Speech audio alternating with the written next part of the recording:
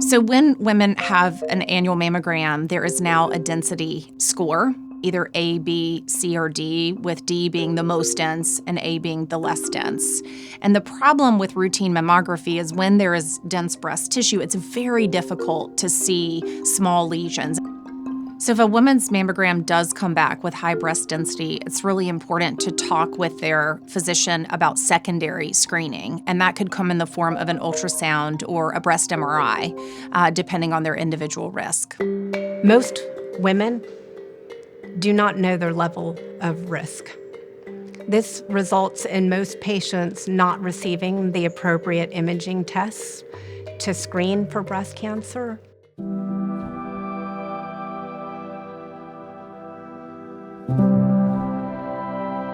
Carrie was taken from me at age 52. She had a routine mammogram. That was back in 2016. That was in June of 2016.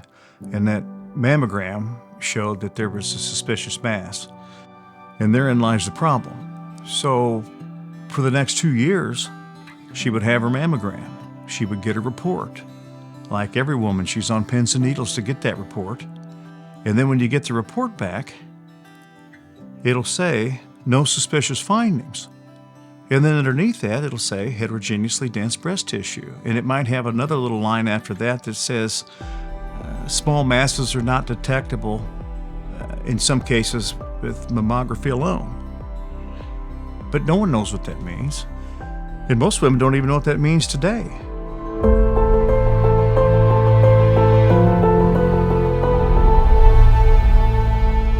Major funding for this program was provided by The Promise Fund's mission is to increase survivorship from breast and cervical cancer by providing guided support and access to screenings at no cost to you. That's our promise. Learn more by visiting thepromisefund.org. ABCD, after breast cancer diagnosis, provides free, virtual, personalized emotional support to anyone impacted by breast cancer, anywhere, at any stage, from someone who gets it and gets you. National Breast Cancer Foundation helps women by providing help and inspiring hope to those affected by breast cancer through early detection, education, and support services. To find out more, visit nbcf.org.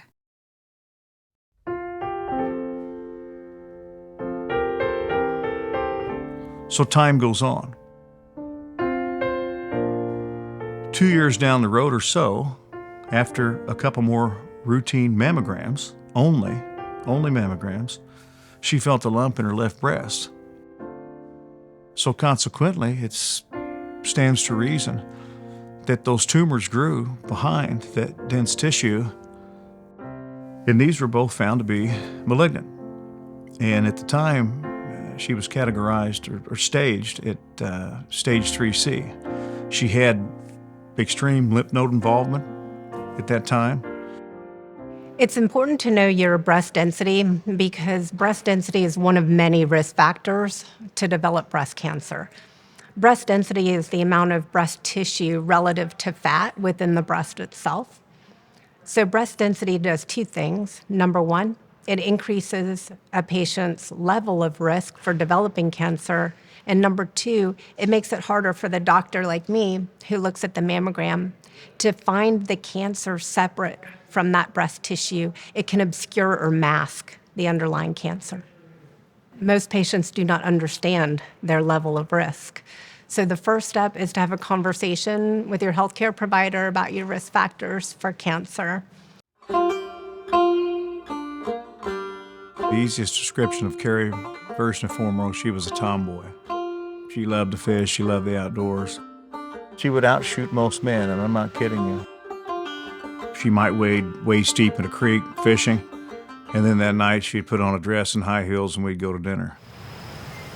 This is her John Deere tractor. She's had this thing for 20-some years. And this was kind of her release. This is where she'd go out and put her earbuds on and ride around and mow, and she'd stay out from sun up to sundown on this thing.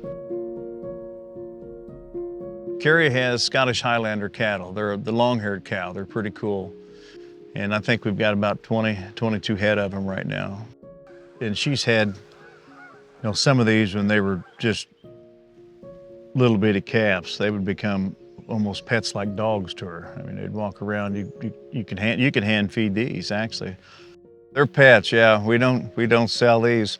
If we need beef, we go to the butcher shop. Yeah. She's also got bison. She had 30 head of bison. We've got about 40 head of elk here on the farm. But she was also a very savvy businesswoman.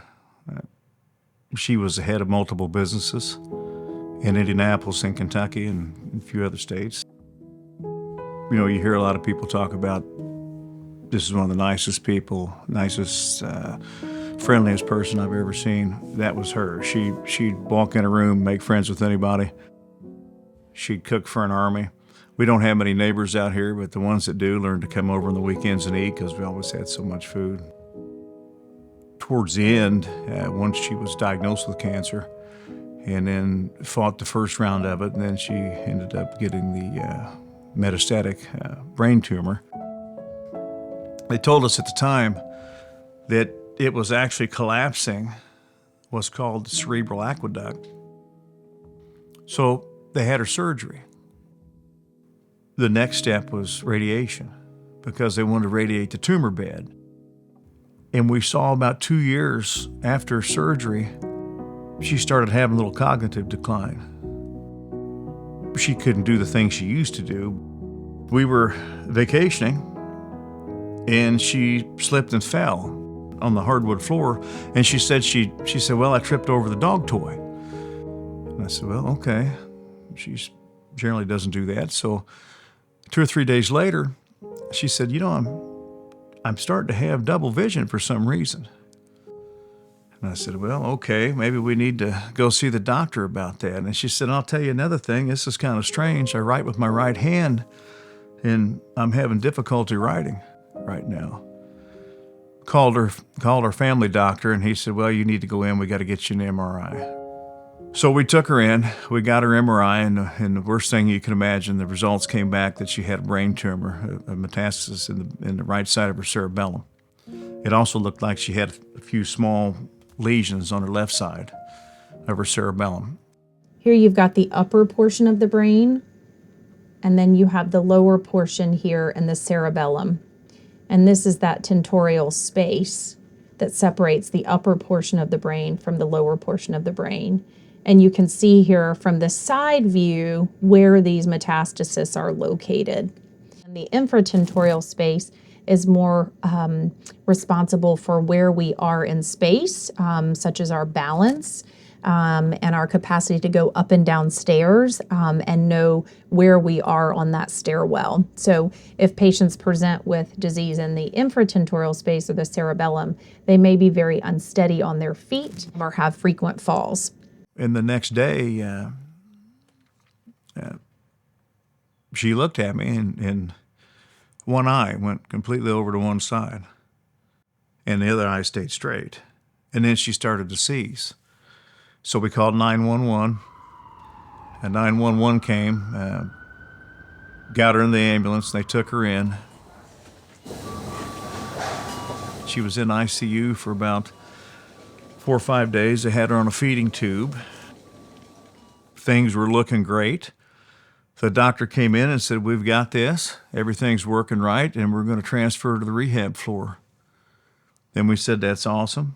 And we did transfer to the rehab floor. And that first morning, she was able to get up on her walker, and they were impressed. She was able to get up for PT, and she was able to walk about 20 feet and come back. They were extremely impressed.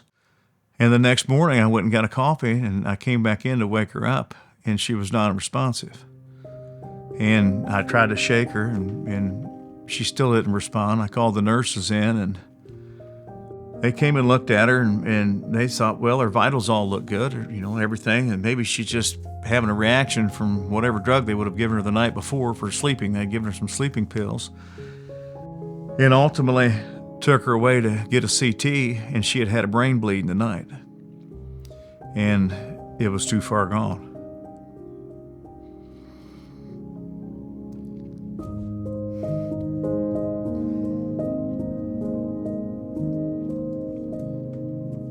So I had to make that call.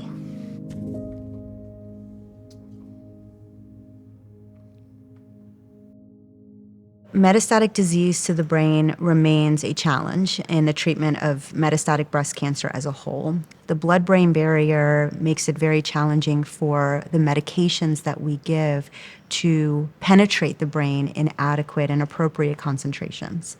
The good news is that we're making significant amount of progress in the medications that can cross the blood-brain barrier, but we still have a lot of work to do.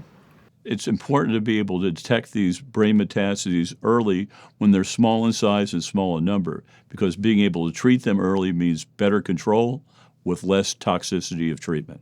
Dr. Anders is a medical oncologist here that specializes in breast cancer and more specifically specializes in brain metastases from breast cancer. It is interesting, the BRCA2 component. We do see breast, prostate, pancreas cancer. And we do have the talazoparib and olaparib compound. She brought with her a tremendous expertise in not only breast cancer, but also in solid cancer at all that had metastasized to the brain. This was really something that she was passionate about, and it's become a tremendous need within the cancer arena. As we actually get better at treating patients with cancer, they actually survive longer to develop things that are typically late stages of cancer, like brain metastasis. So when she arrived, we knew that she'd bring a clinical focus on that as well as a research focus.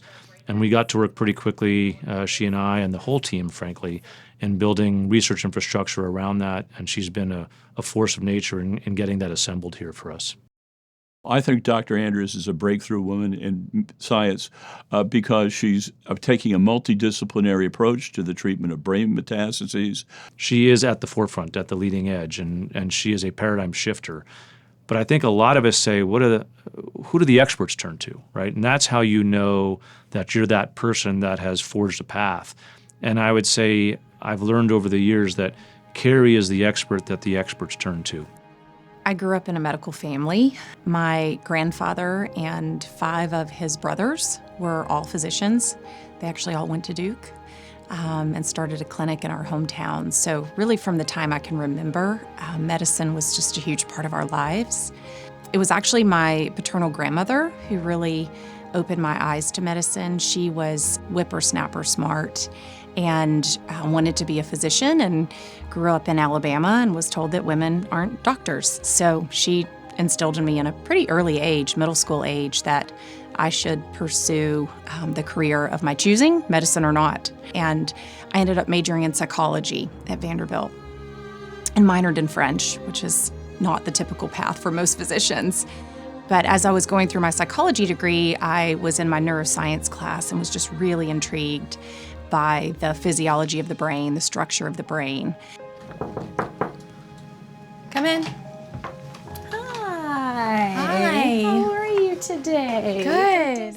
I had a fall, and 2 weeks after that had another fall. So I fell twice within 2 weeks, and it was very unusual. And so I went to my primary care physician, and they discovered that I had a tumor in my brain. And the pathology came back that my breast cancer had metastasized. You can see an immediate, beautiful response to the surgery where they resected the mass. It was after the surgery that I met with Dr. Anders for the first time. She immediately was just a comfort from the moment I walked in, like a breath of fresh air. Meeting her and her bedside manner was just wonderful. I was really excited to meet her and get to work with her as a specialist for brain and spine metastasis. So I was lucky to be in her hands. All right, so we'll start with eyes. If you look at the treatment of brain metastases 20 years ago, it was primarily radiation oncology for treatment with either whole brain and some radiosurgery, and then surgery for treatment or resection. We really didn't have some good tools when people had multiple brain metastases or widespread disease. We've come over the past 20 years from basically excluding patients with brain metastasis and some forms of spine metastasis from any promising novel therapy through a clinical trial to actually designing clinical trials for that patient populations. Part of that was what was happening in the field in the 2005 to 2008 timeframe. We had just seen the advent of this really promising, exciting new drug called trastuzumab, which was effectively an antibody against HER2. And we see that patients with HER2-positive breast cancer have higher incidence of brain metastasis, and the metastatic setting up to 30%. 1 in 3 women will have brain metastasis.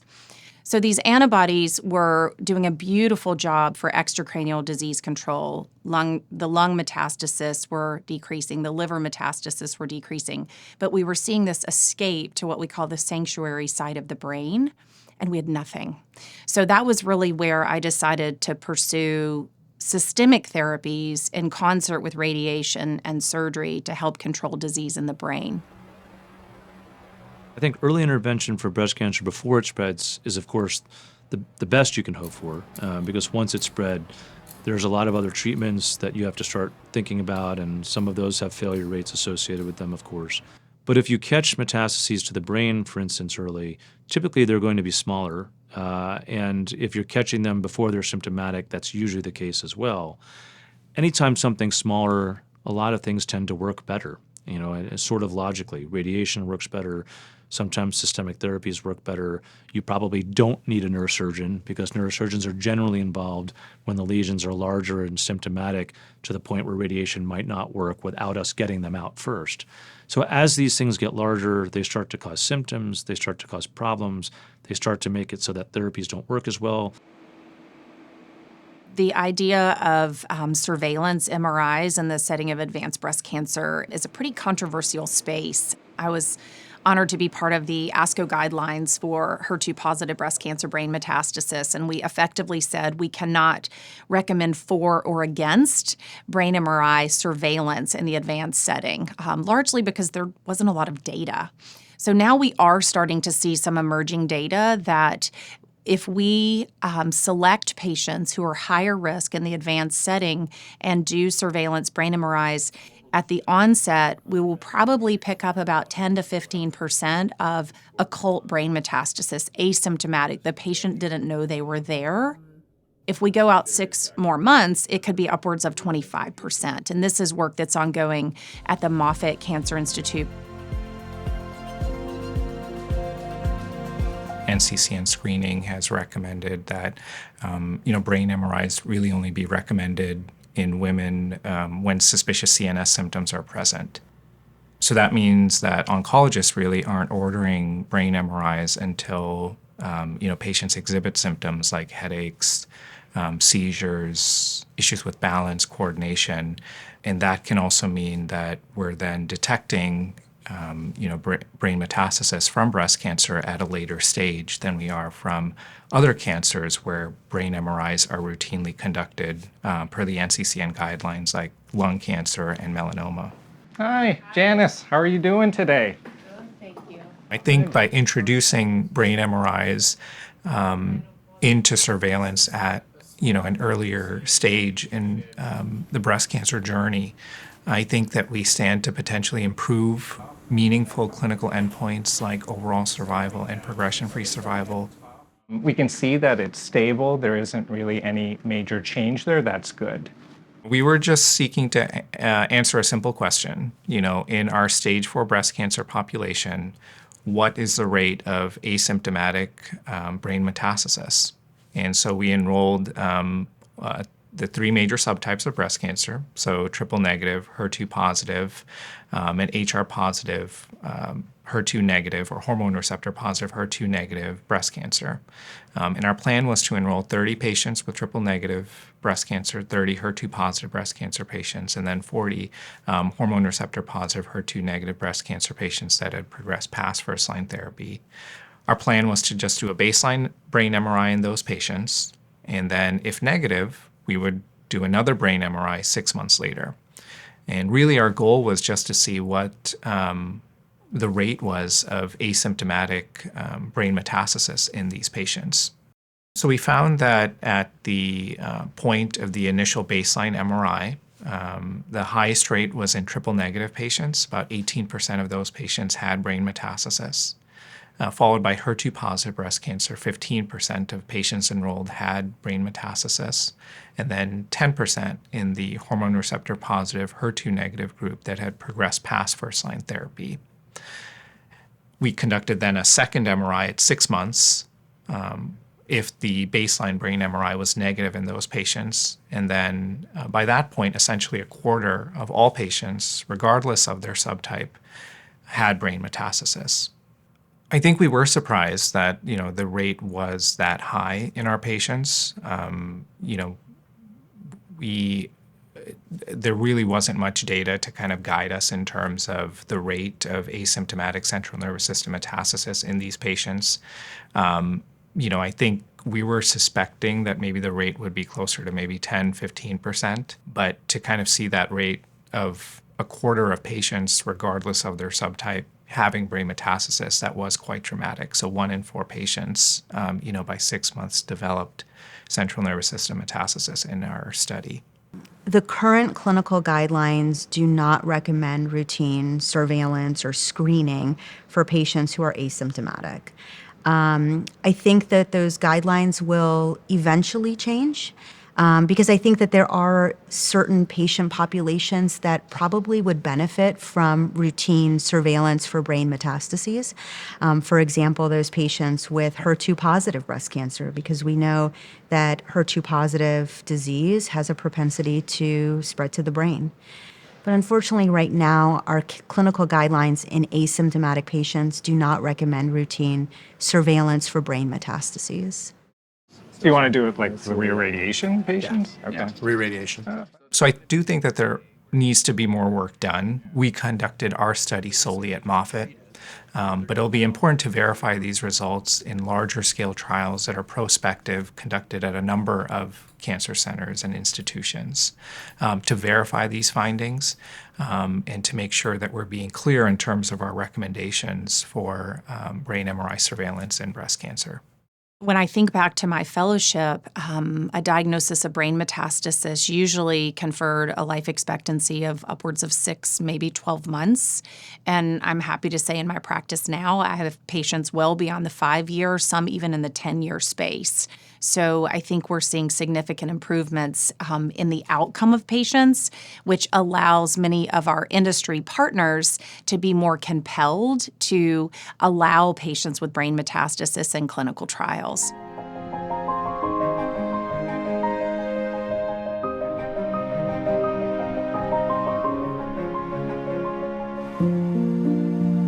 We're setting up a foundation in honor of Carrie, and it's going to be called Carrie Lynn Cares. And basically, it is to build awareness on the breast screening, and is to build awareness on the pre-screening of the brain. Here we're going to have a lodge. We envision bringing folks out here. They can get a little bit of a getaway. They can, talk about the elephant in the room and have a place to relax. So that's really what we want to do. This was her favorite location. Once she saw this spot, she said, this is the place. And she said, this is a place for the future foundation. There's a spot down there that she would sit at that lake. If it was reaching this last fall, she'd love to sit there and she'd sit there for 2 or 3 hours at a time, just looking down that lake, and she could see the vision of other people doing the same.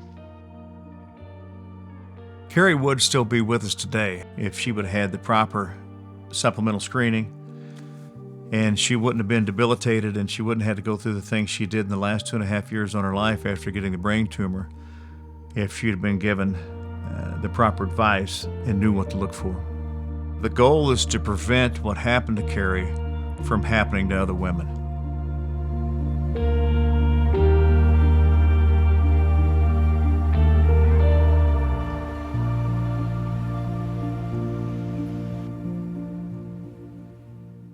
I think that STEM really gives women the opportunity to shape the future.